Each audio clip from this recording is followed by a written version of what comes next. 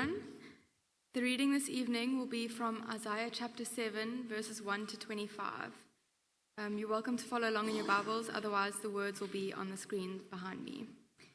And may I remind you that these are the words of God. That's Isaiah chapter 7. When Ahaz, son of Jotham, the son of Uzziah, was king of Judah, King Rezin of Aram and Pekah, son of Remaliah, king of Israel, marched up to fight against Jerusalem, but they could not overpower it. Now the house of David was told, Aram has allied itself with Ephraim. So the hearts of Ahaz and his people were shaken, as the trees of the forest are shaken by the wind. Then the Lord said to Isaiah, Go out, you and your son Shear-Jashub, to meet Ahaz at the end of the aqueduct of the upper pool on the road to the launderer's field. Say to him, Be careful, keep calm, and don't be afraid. Do not lose heart because of these two smoldering stubs of firewood, because of the fierce anger of Rezin and Aram and of the son of Remaliah. Aram, Ephraim, and Remaliah's son have plotted your ruin, saying, Let us invade Judah. Let us tear it apart and divide it among ourselves, and make the son of Tabeel king over it. Yet this is what the sovereign Lord says. It will not take place. It will not happen. For the head of Aram is Damascus, and the head of Damascus is only Rezin. Within 65 years, Ephraim will be too shattered to be a people. The head of Ephraim is Samaria, and the head of Samaria is only Remaliah's son. If you do not stand firm in your faith, you will not stand at all. Again the Lord spoke to Ahaz, Ask the Lord your God for a sign, whether in the deepest depths or in the highest heights. But Ahaz said, I will not ask. I will not put the Lord to the test. Then Isaiah said, Hear now, you house of David. Is it not enough to try the patience of humans? Will you try the patience of my God also? Therefore, the Lord himself will give you a sign. The virgin will conceive and give birth to a son, and will call him Emmanuel. He will be eating curds and honey when he knows enough to reject the wrong and choose the right. For before the boy knows enough to reject the wrong and choose the right, the land of the two kings you dread will be laid waste. The Lord will bring on you and on your people and on the house of your father a time unlike any since Ephraim broke away from Judah. He will bring the king of Assyria. In that day, the Lord will whistle for flies from the Nile Delta in Egypt and for bees from the land of Assyria. They will all come and settle in the steep ravines and in the crevices in the rocks, on all the thorn bushes and at all the waterholes. In that day, the Lord will use a razor hired from beyond the Euphrates River, the king of Assyria, to shave your heads and private parts, and to cut off your beards also. In that day, a person will keep alive a young cow and 2 goats, and because of the abundance of the milk they give, there will be curds to eat. All who remain in the land will eat curds and honey. In that day, in every place where there were 1,000 vines worth 1,000 silver shekels, there will be only briars and thorns. Hunters will go there with bow and arrow, for the land will be covered with briars and thorns. As for all the hills once cultivated by the hoe, you will no longer go there for fear of the briars and thorns. They will become places where cattle are turned loose and where sheep run.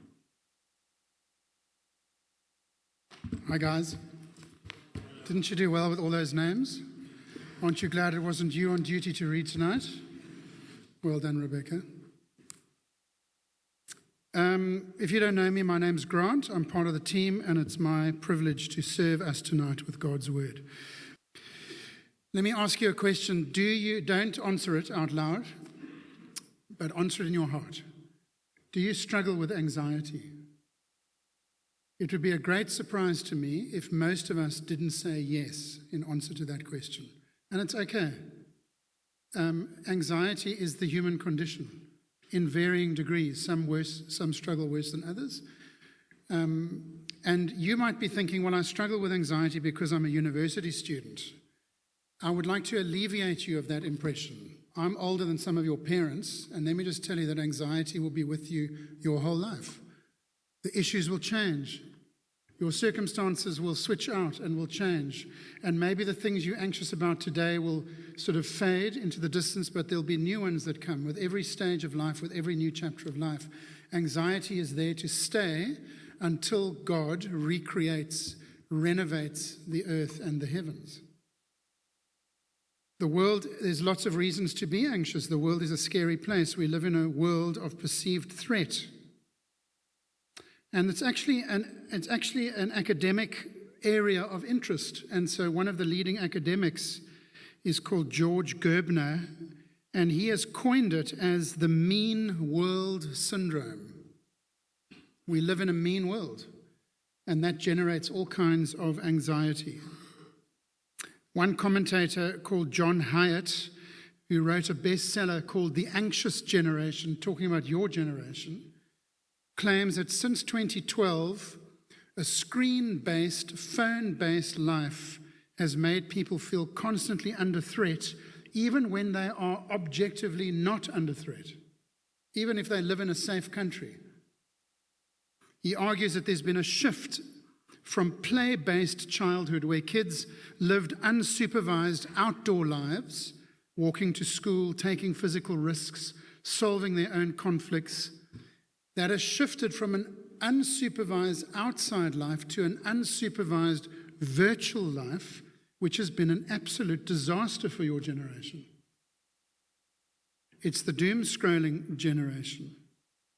And the loss of free play and dealing with unsupervision in the outside world and manageable risk, that is how kids build competence. It's how they learn to problem solve and to become resilient. And deprived of that, your generation is the most fragile and anxious generation in history.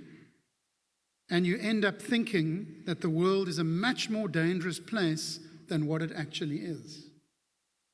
Hence, mean world syndrome. Now, it doesn't just apply to your generation. Don't hear me wrong. It applies to me as well. And to all, it doesn't matter what your age or generation is, the advent of 24-hour news cycles and instant media has made all of us much more anxious about the world. King Ahaz, who was the king of Judah, had very good reason for anxiety, because he actually lived in a mean world, an actual mean world. And so my first heading tonight is the heading threat. We always need to sketch a bit of background to understand the book of Isaiah, because very few of us know the Old Testament. And so bear with us. Every week we've got to just remind you of context, right? 300 years before King Ahaz, the nation of Israel had a civil war and split into two. 10 tribes went to the north, 2 tribes stayed in the south. The north is called the Northern Kingdom. It's also called Ephraim. It's also called Israel. Don't get confused. The Southern Kingdom is called the Southern Kingdom. It's called Judah. It's sometimes called Jerusalem. And in case you weren't confused enough, it's also called Israel. You've got to work it out from the context in the book of Isaiah, right? Around 730 BC, the king of Judah, the southern kingdom, was a man called Ahaz. Ahaz was not a Christian. He was a pagan. Ruling over God's special people was a man who behaved just like the pagan kings around him. Have a listen to this from 2 Kings chapter 16 if you're taking notes. The 17th year of Pekah, can we have it on the screen, please? Thank you. Go back a verse, there we go, and again. In the 17th year of Pekah, son of Ramaliah. Now let's work out who Pekah is. Pekah is the king of the northern kingdom. In his 17th year of rule, the southern kingdom got a new king whose name is Ahaz. Have you got that? You're following? Ahaz, son of Jotham, king of Judah, began to reign. Ahaz was 20 years old, next verse please, when he became king, and he reigned in Jerusalem 16 years. Unlike David his father, he did not do what was right in the eyes of the Lord his God.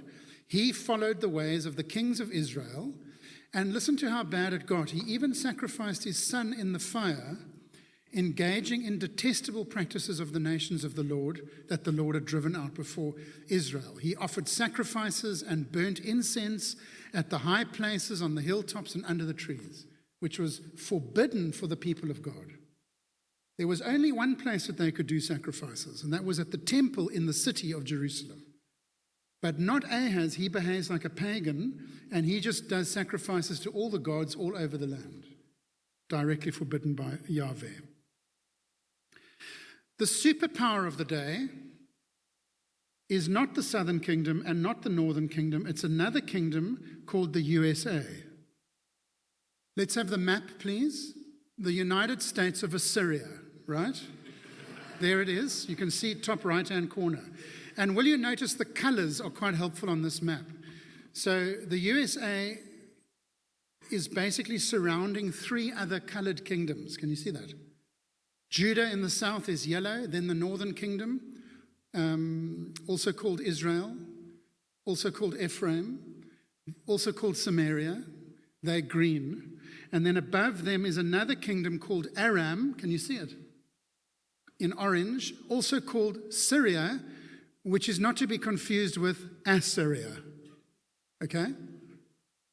So let's keep that up for a bit. That's the geography. Now, Ahaz, remember he's the king of the yellow, the south. He's got a problem. He's got two northern neighbors who are a little bit nervous about the USA because the USA is quite close to them, right? You can see. And so they come up with a plot. They're going to join forces together and go to war against Assyria, which is a bit like Lesotho and Swaziland declaring war on the United States of America. It's a foolishness. And they realize that, so they go, look, what can we do? Why don't we try and get Judah to join us? Then at least we'll have their sort of military might as well. So they go to King Ahaz and they bully him. And they say, listen, if you don't do what we want you to do, that is join us against the USA, then what we are going to do is verse 6.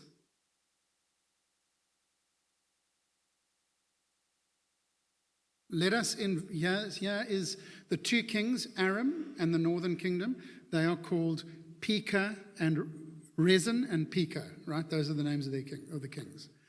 Let us invade Judah. Let us tear it apart, divide it among ourselves, and make the son of Tabeel king over it. If Ahaz doesn't do what we want him to do, we're going to remove him and put Tubs in his place. And he's kind of a puppet king. We will do what we want, what we tell him to do, right? So can you see that Ahaz has got a problem? And he says to these two bullies, no ways. I'm not going to join you to take on the USA. Are you nuts? And they say, fine, then we'll come and smash you first and then go to the USA. Let me put it in a different way. You've got a grade 8 called Ahaz. He's small and he's frightened. And he's in a big high school, right? And there are two grade 10 bullies called Rezin and Pekah. And they are bullies and horrible and nasty, and they keep threatening him. But they actually are also living in fear of another bully who's in Matric. And this is Assyria, and the emperor of Assyria's name just rolls off the tongue. It's Tiglath-Pileser III. Darling, this looks like a Tiglath-Pileser III. Let's call him that. So you've got the grade 8 living in fear of the grade 10s who live in fear of the Matric. Have you got it? All of them have forgotten something. There is a principal of the school whose name is God, who can smash all of them, right? But there's these little bullyings going on. Now what do? You're between a rock and a hard place. What should Ahaz do? What would you do if you were in that situation? Either the grade 10s are going to come and smash me, or I can join them and we can take on the Matric, right? So what are you going to do? So Isaiah the prophet is the voice of God to the king of Judah. And this is what Isaiah says. Have a look with me at verse 9. Second half of verse 9, if you do not stand firm in your faith, you will not stand at all. That's the main verse for tonight, and this is your verse. Do you want to be a person who stands firm in their faith in this mean world? That's what God says to him through prophet. Look at what he says in verse 4 to him. Keep calm and don't be afraid. Keep calm and don't be afraid. I mean, Ahaz is panicking at this stage. Ahaz's motto is not keep calm and don't be afraid. Ahaz's motto is, put up the picture, panic now and freak out. Right? Maybe that's how you feel in your anxiety. Maybe there's stuff going on in your life. Maybe there's stuff in your past. And when you think about it, you want to freak out. And God says in verse 4, those words, you wondered where these memes came from the Bible. Keep calm and don't be afraid. But do you think Ahaz would listen to the word of the Lord? He rejected Isaiah's advice, and that means he rejected God. He relied on his own wisdom. He tried to outsmart everybody. He did something that at first glance looks quite cunning, quite clever. What he did was he actually went and told on the grade 10s to the matric. He went to Tiglath-Pileser and he said, I just want to let you know what the grade 10s are plotting. They actually want to come after you.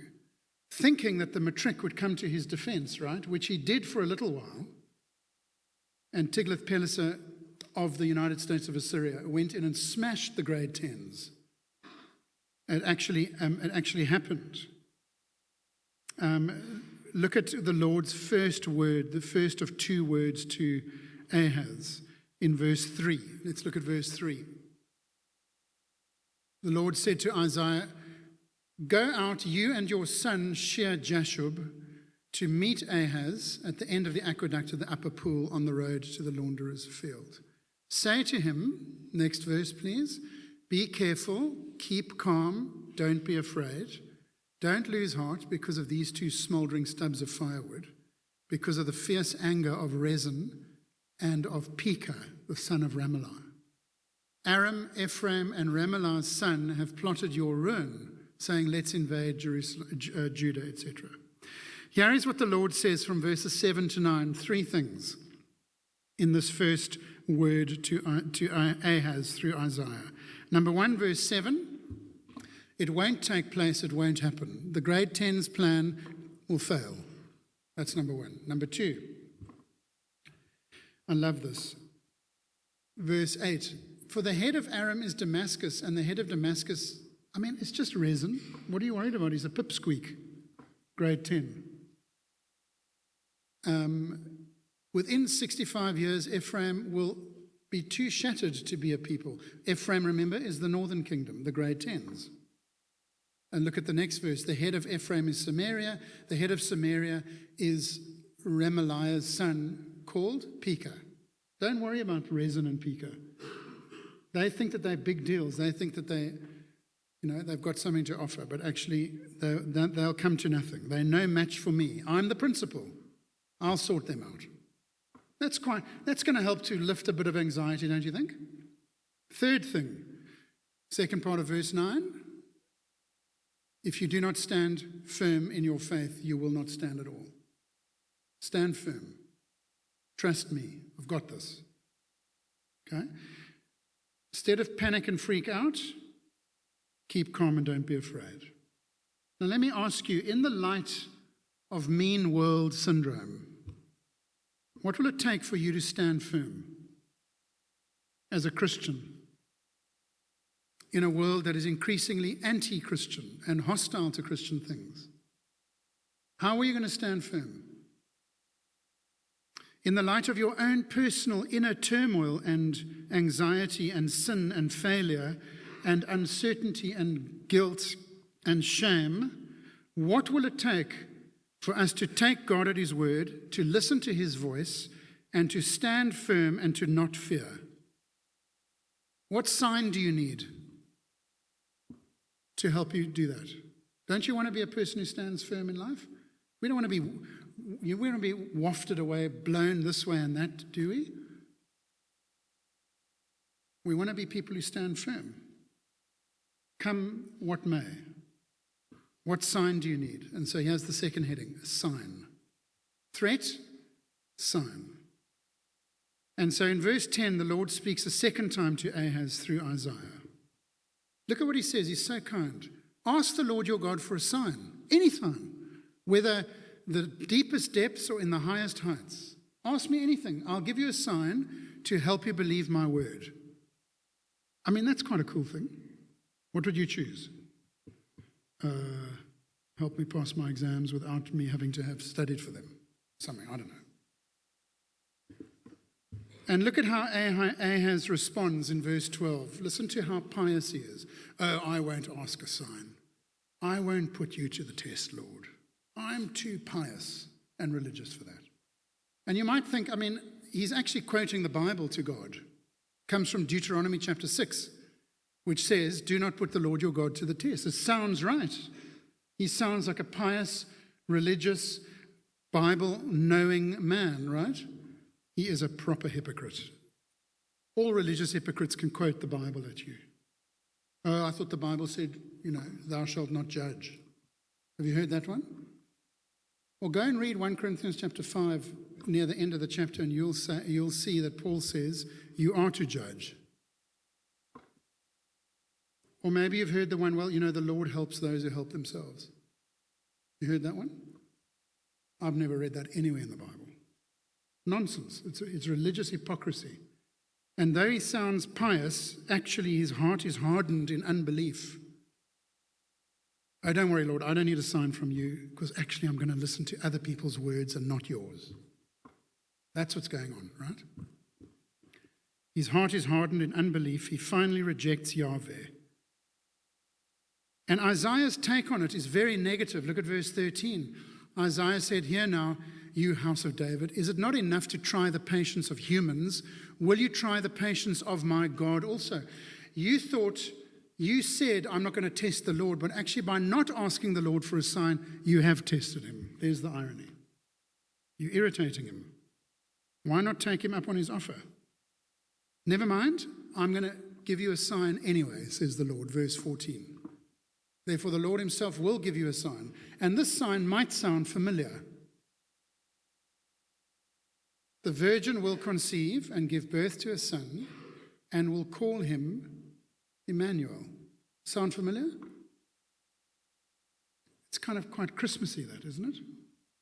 Because it comes from Matthew chapter 1. Well, it's quoted in Matthew chapter 1. So here is the sign. It's the birth of a son to what the English Bible has translated a virgin. But if you look at the footnote, you will see it doesn't have to be a virgin birth. It could just be a young woman of childbearing years. So don't worry about the word virgin. We'll come back to that. A young woman is going to give birth to a son. And because we know the Christmas carols and Christmas verses, we automatically jump to Jesus. I want to ask you to stop doing that. We will get to Jesus. But this is an actual sign to Ahaz, the king of Judah. A literal child was born whose name was Emmanuel. And the word Emmanuel means God with us. In the Bible's world, names mean something. Do you know the meaning of your name? I've got a friend. Sometimes your name is fitting for you, isn't it? My parents told me that my name, Grant, means great. I thought, well, that was quite a good choice there. Are there any Bruces in the audience? Before I insult the name Bruce. My brother is called Bruce, and his name means from the bush. I thought my parents got that one right. Great, and from the bush. And then one day somebody said to me, you know what your name means? I said, yes, it means great. They said, yes, it does mean great, but in the sense of large. Right. I was quite crestfallen after that. Here is a child born to a young woman whose name is going to be Emmanuel. What does Emmanuel mean? It means God with us. In the days of Isaiah, in Isaiah chapter 7, a literal child was born. This prophecy was fulfilled in the days of Isaiah, and a little boy was born called Emmanuel.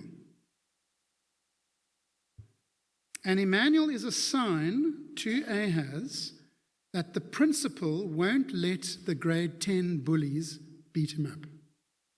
Don't worry. He has a little boy. We're going to call him God with us. And that's going to remind you that I'm with you. I'm the principal. I can handle these grade 10s. Every time Ahaz looked at his world, his mean world, every time he felt like things were falling apart and the threats were rising and the anxiety was setting in, he could look at this little boy and go, oh yes, God is with me. Right? It's kind of God to do that. The baby won't stay a baby. Look at verse 15. He'll be eating curds and honey. Curds is like a dairy product, yogurt maybe, or mass or something. When he knows enough to reject the wrong and choose the right, he'll grow up. By the time he's of the age of being morally responsible for himself, Ahaz, don't worry, by the time this little boy called God is with us is a teenager able to tell the difference between right and wrong, your troubles with the grade 10s will be over. Oh, well, that's encouraging. And you would have thought that that could have lifted some anxiety, right? And historically that happened in 732 BC. The USA, the United States of Assyria, destroyed the two bullies, Rezin and Pekah, and took them into exile. And wouldn't it be wonderful if that was where the story stopped? Wouldn't it be great? Okay, I can trust, I can stand firm and trust God and have faith because he has removed my problem, the grade 10 bullies. But that isn't where the story ends. Ahaz was not a Christian, remember? He was a pagan. His kingdom stands also under the judgment of God. Look at verse 17. The Lord, there's the Lord's word to King Ahaz. The Lord will bring on you and your people and on the house of your father a time unlike any since Ephraim broke away from Judah, since the civil war 300 years ago. He will bring the king of Assyria. Don't worry about the grade 10s. The matric is coming. Got it? Wow. He might have had a little break from anxiety when the grade 10s were gone. But by 701 BC, Assyria reached Jerusalem, smashed them. From the frying pan into the fire is what happened to King Ahaz and his people. Ahaz will not get victory. God with us for Ahaz does not mean the removal of the mean world. Let me ask you this question, friends. Can you trust a God like that? Can you stand firm in a God who will not remove your anxieties or your troubles or change your circumstances? Or will you only trust God if he gives you a smooth life? That's very childish, isn't it? We need to grow up. And we need to ask ourselves, am I willing to stand firm even when God seems to be bringing calamity to me? See, God with us doesn't mean that we are saved out of our anxieties. The people of God are not spared the suffering and the difficulties of this world. Did you notice that earlier on we prayed for the Christians in Sudan? Go and ask them what it's like to be in a real mean world. We've got it easy by accident of birth. It's easy to be a Christian in Stellenbosch. It doesn't cost you anything. But try and be a Christian in Sudan, and then you've got real anxiety. If you will not stand in your faith, you won't stand at all. And you know, Isaiah, who's a master of word pictures, gives 4 symbolic word pictures about what's going to happen when Assyria comes to Jerusalem. And each of those 4 word pictures begin with the words, in that day. You get it in verse 18, you get it in verse 20, you get it in verse 21, you get it in verse 23. Let's have a quick look at them. Verse 18, please. In that day, The Lord will whistle for flies from the Nile Delta in Egypt and for bees from the land of Assyria. Next verse. They will all come and settle in the steep ravines and in the crevices in the rocks, on all the thorn bushes and at all the waterholes. What is God saying through Isaiah to Ahaz? On the day when Tiglath-Pileser III marches on Jerusalem, it's going to be like me whistling for bees and flies to come. That's what they are to me. They are like insects to me. I am going to bring the enemies of my own people against my own people in the form of flies. Those are the Egyptians, because the fly was an Egyptian god, which is why that image is used. But who's the real god of Egypt? Not a fly, the one who commands the flies, right? Who whistles for them and they obey him. And the bees stand for Assyria. I'm going to bring them. They'll come at my command. Will you trust me? I'm not going to put them away from you. I'm going to bring them to you. I'm bringing the hurt. Second picture, in that day, verse 20, there will be shaving. Strange picture. The Lord will use a razor hired from beyond the Euphrates River, that is Tiglath-Pileser III, the king of Assyria, to shave your head, private parts, and cut off your beard. In a shame on a culture like Jerusalem, that would have been a massive humiliation. I'm going to hire these foreign nations to humiliate your people, he says to Ahaz, by shaving them in a way that would have been embarrassing. Third word picture, verse 21 and 22. In that day, a person will keep alive a young cow and 2 goats, and because of the abundance of the milk they give, there will be curds to eat. All who remain in the land will eat curds and honey. Sounds quite cool. Curds are dairy products. It's yogurt or mass or, what's that horrible vegetable cheese called? Tofu. Gross. Sorry, the vegans.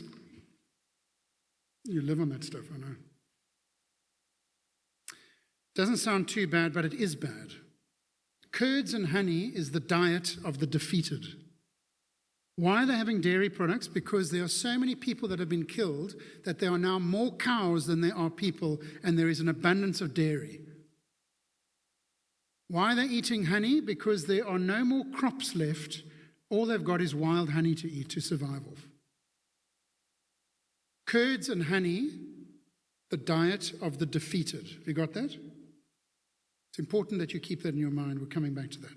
Here's the fourth word picture, verse 23 to 5. In that day, every place where there were 1,000 vines worth 1,000 silver shekels, there will only be briars and thorns. It's not talking about braai vleis. Briars are like tumbleweed. It's apocalyptic, right? It's The Walking Dead. Anybody like The Walking Dead? Best television ever made? Get with the program, guys. It's on Netflix. Instead of vines, thorns. Instead of crops, dust.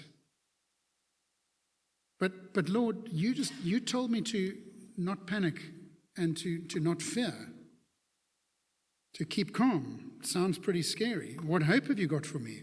Well, I'm glad you asked. There are 3 hopeful signs in the passage. 3 signs of hope. You ready? Number 1, it's hard to see this, and if we didn't know the background to the Old Testament, we would miss it. But I want you to see this really important phrase in verse 13.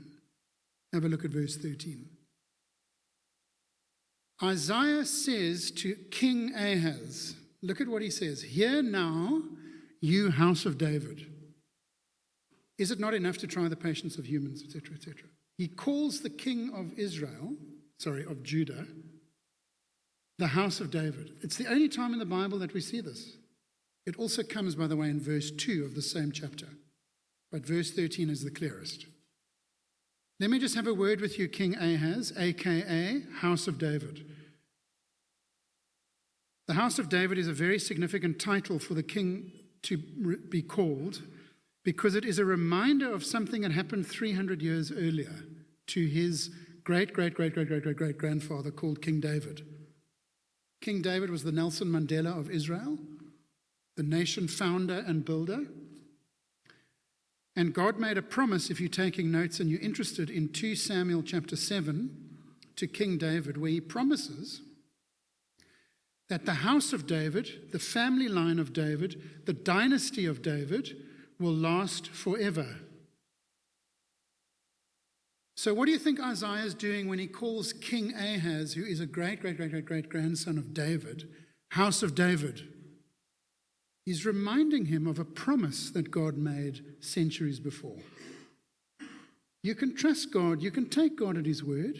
God has promised that the line of David will be forever.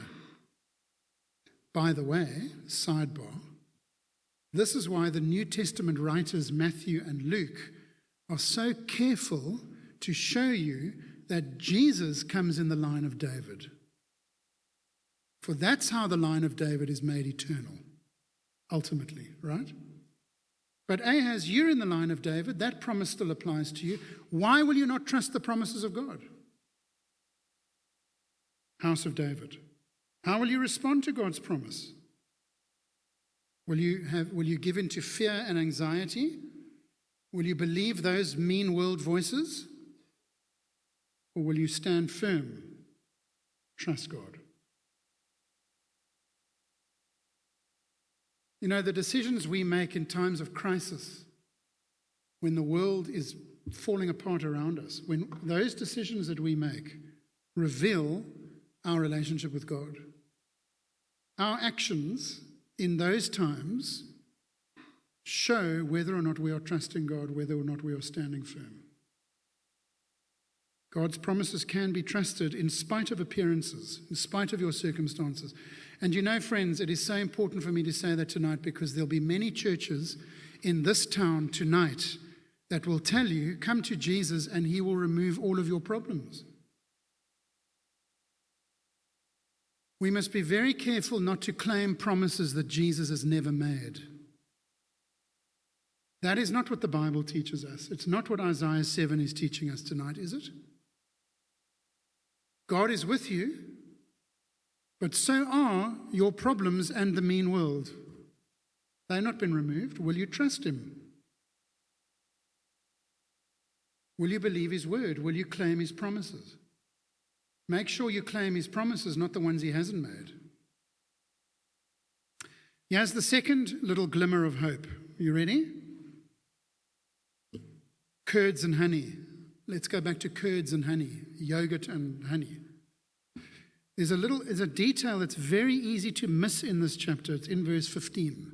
We've already seen it, but look at it again. He, that is, remember the little boy called Emmanuel, God with us, he will also be eating the diet of the defeated. You see that? Remember that curds and honey is a sign of judgment. Emmanuel, God with us, is also under that same judgment. He's eating the same diet. He's under the same judgment as God's people. God is with us in the mean world. He is not aloof from it. Here is the great difference between Christianity and false religion like Islam. In Islam, or Hinduism, or any of the other man-made religions, God or gods hover above suffering. They never get their hands dirty. Not the true and living God. The true and living God, the God who is with us, submits to the suffering of the world and becomes part of it and endures the same judgment. That is an extraordinary difference. I wonder if you thought about that before. Of course, it happens supremely when the Lord Jesus Christ becomes a curse for us on the cross. As in his own person, he receives the full blast of God's wrath and dies so that you and I can be forgiven, so that you and I can avoid the wrath of God that we so deserve. I won't save you from the pain, but I'm with you in it. That's the God that we worship and love. And that makes all the difference. Can you stand firm?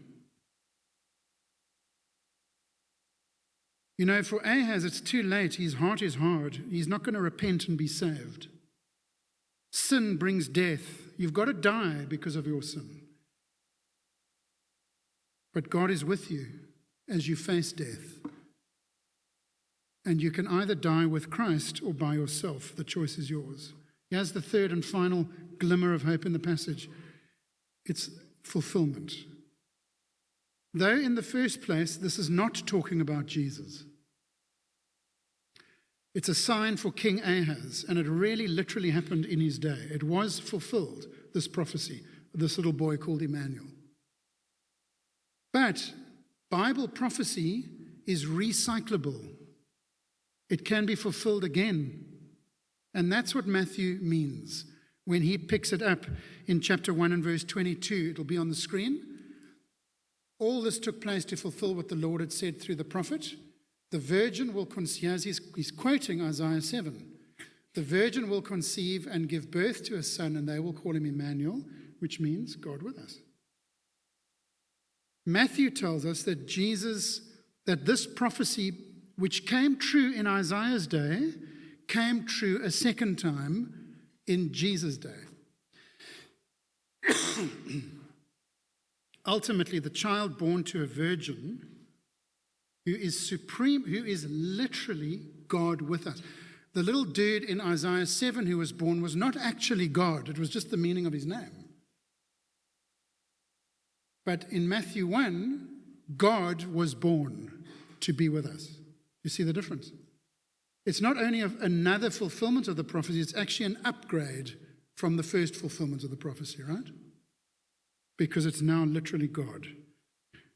He is the one who resides not above the world, but with us in the world, bringing salvation, not removing us from the mean world, but dying for us in it.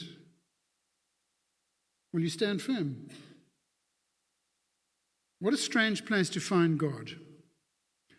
If I was God, I wouldn't come near the suffering of this world. Do you remember last week's passage, Isaiah chapter 6?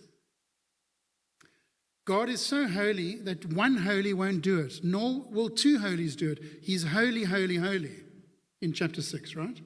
In fact, he is so blindingly pure that even sinless beings like these angels that are bobbing around, they've got to cover their faces with their wings because they are, even though they are sinless, they cannot come near the blinding holiness of the God who is high and exalted.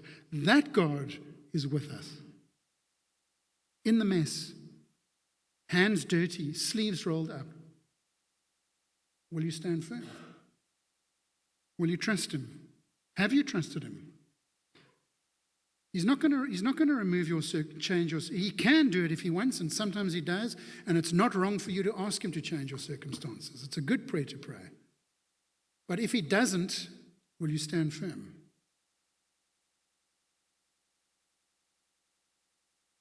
Friends, in this mean world, whose voice are you listening to? You are the doom scroll generation. You listen to 1 million voices a day. But here's the important voice. If you will have me, I'm with you. And I've done everything necessary to one day remove you from the mean world and take you to a new world that'll blow your mind. I can't wait for that.